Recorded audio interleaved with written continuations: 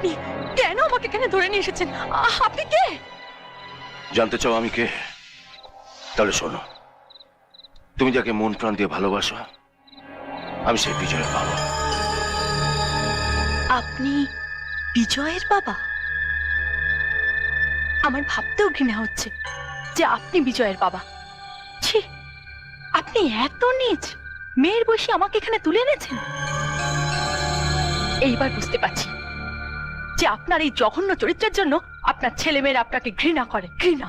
হ্যাঁ, আমার ছেলেমেয়ে আমাকে ঘেন্না করে, কিন্তু তার জন্য কে দায়ী জানো? তোমার বাবা বিমল চৌধুরী। কি বলছেন আপনি? আমার বাবা এমন কি ক্ষতি করেছে যার জন্য আপনি প্রতিশোধ নিতে চাইছেন? সেটা বোঝাবার জন্য আজ আমি তোমাকে এখানে নিয়ে এসেছি। তুমি জানো তোমার বাবা একজন ভদ্রলোক, তোমার মা জানেন তার স্বামী একজন আদর্শ স্বামী, কিন্তু তোমরা দুজনে কেউই জানো না যে ওই মুখোশের আড়ালে লুকিয়ে আছে একটা হিংস্র জানোয়ার। কত নীচ, কত ছোট মন তোমার বাবার। আমার মেয়েদের বদনাম করবার জন্য তাদেরই নাচের শিক্ষিকাকে টাকা খাইয়ে নিয়ে গিয়ে তুলেছিল গেস্ট হাউসে। এসব এসব কি বলছেন আপনি? ঠিকই বলছে। আমার আমার বাবা এসব করতে পারে?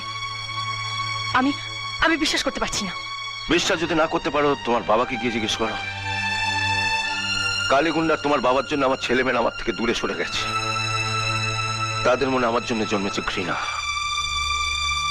আরো কুকীর্তির কথা শুনতে চাও তোমার বাবার? হ্যাঁ, শুনতে চাও? পারবে সহ্য করতে? যদি সৎ সাহস থাকে তো শোনো, তুই এসছিস বাবা, তোর সঙ্গে দেখা হবে বলেই হয়তো মৃত্যু আমার জীবনটা ছিনিয়ে নিতে পারেনি। আমি জানি তোর মনে আজও আমার জন্য ঘৃণা জমে আছে, কিন্তু ঘৃণা করার মতন কোনো কাজ আমি করিনি বিজয়। অথচ ভাগ্যকে নিষ্ঠুর পড়িয়ার তোর আমাকে ভুলই বুঝে গেলে। দেখুন, আমি কিন্তু আজ আজ আমি জীবন আর মৃত্যুর মাঝখানে এসে পৌঁছেছি।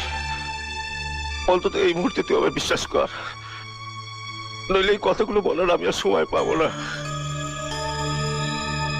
আমি অপরাধী নই বিজয়।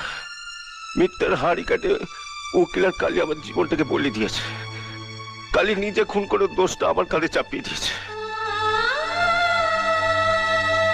তোর নিশ্চয়ই মনে আছে, তোর মাকে ডাক্তার দেখে যাবার পর আমি মালিকের বাড়িতে গেছিলাম তোর মা চিকিৎসার জন্য টাকা আনতে।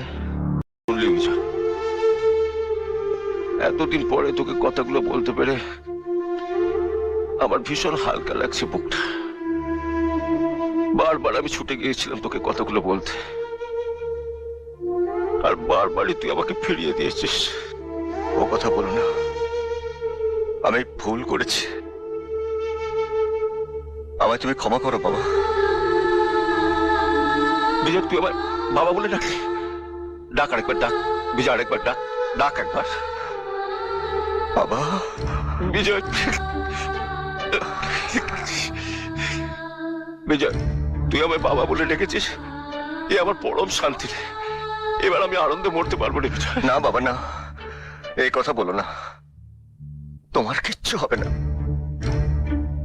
এই আমি তোমার গা ছুঁয়ে প্রতিজ্ঞা করছি, আমার মায়ের মৃত্যুর জন্যে, আমাদেরকে অনাথ করার জন্যে, তোমার জীবনটাকে নষ্ট করার জন্য যে মানুষটা দায়ী, সেই মানুষটাকে আমি ছাড়বো না বাবা, তাকে আমি ছাড়বো না।